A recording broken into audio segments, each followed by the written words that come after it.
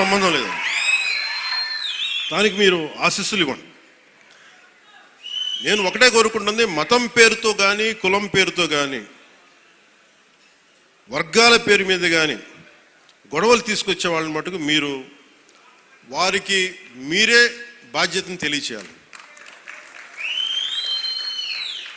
ఎందుకంటే మీకు ఇందాక చెప్పినట్టుగా ఒకటి విడగొట్టేయడం చాలా చాలా తేలిక మనుషులు.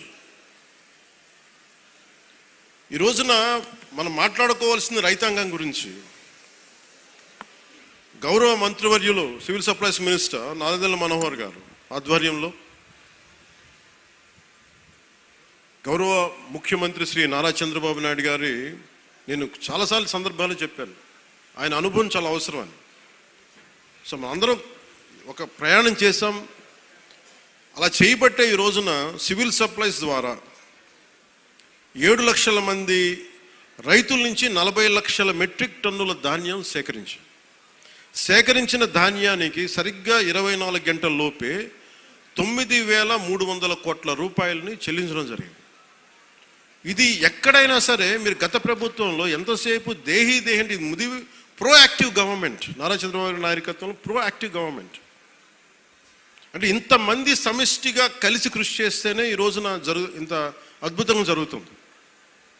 మీరు గత ప్రభుత్వాన్ని గురించి వాళ్ళు ఏం చేసినా సరే వాళ్ళు తెలిసింది ఒకటే, బూతులు తిట్టడం, ఇందాక నారాయణ గారు చెప్పినట్టు కేసులు పెట్టడం, ప్రజలకి మనశ్శాంతి లేకుండా చేయడం. మళ్ళీ అదే పాత పద్ధతి మొదలుపెట్టారు. మళ్ళీ పిఠాపురంలో గతం ఎన్నడూ లేని విధంగా మళ్ళీ మీరు స్టార్ట్ చేశారు. ఈ సందర్భంలో ఉన్నత పోలీస్ అధికారుల గారికి, జిల్లా మ్యాజిస్ట్రేట్ గారికి కూడా చెప్తున్నాను, లా అండ్ ఆర్డర్ని కనుక ఎవరైనా సరే పిచ్చిగా కనుక మీరు అభద్రతా భావానికి కానీ ప్రజల్ని చేస్తే అస్సలు ఉపేక్షించొద్దని చెప్తున్నాను. నా మాటలు చాలా మెత్తగా ఉన్నాయి కానీ చేతలు చాలా చాలా గట్టిగా ఉండి గుర్తుపెట్టుకోండి. ఇది మిడీవల్ పీరియడ్ కాదు కాబట్టి నా మాటలు చాలా నియంత్రణతో ఉన్నాయి. చేతలు చాలా చాలా గట్టిగా ఉండి గుర్తుపెట్టుకోండి.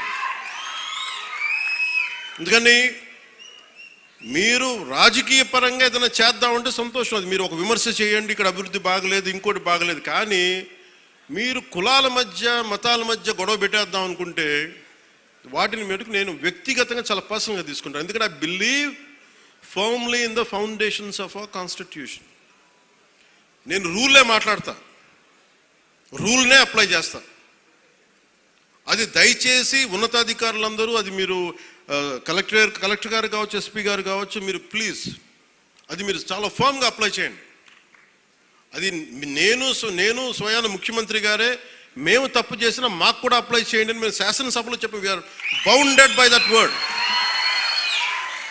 అందుకని ఎవ్వరు కూడా వ్యవస్థకు అతీతులు కాదు, నాతో సహా.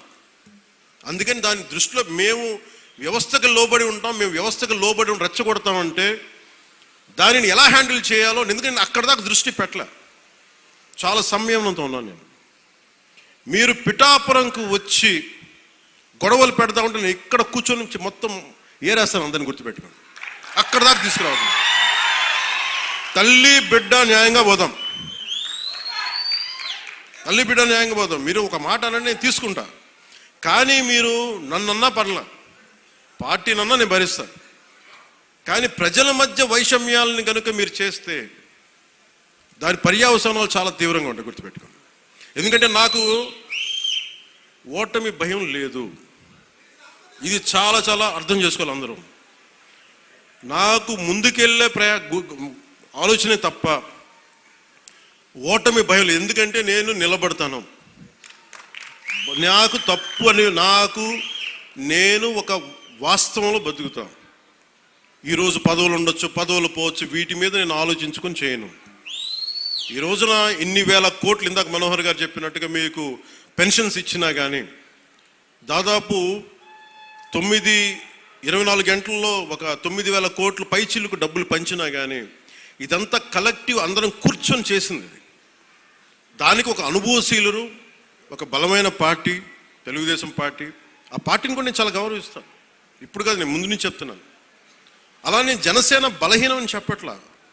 జనసేన చాలకు బలం, రోడ్ల మీదకి అన్యాయం జరిగితే జనసేనకున్న బలం